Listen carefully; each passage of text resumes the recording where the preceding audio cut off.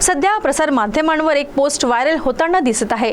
ती म्हणजे चंद्रपूर जिल्ह्यातील काँग्रेसचा बडा नेता शिंदेंच्या शिवसेनेत जाणार।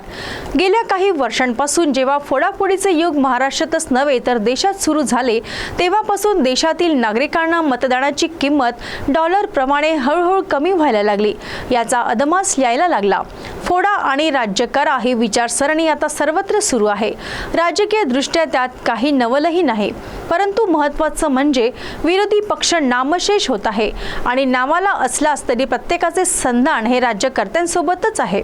त्यामुळे आज या पक्षात तर उद्या दुसऱ्या पक्षात ह्या कोलांटुड्याची सवय आता सकाळच्या चहासारखी झाली आहे।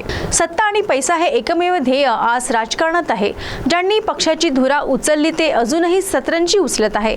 मंत्री पदाला उचित न्याय देणारे मंत्रिपदापासून दूर आहेत।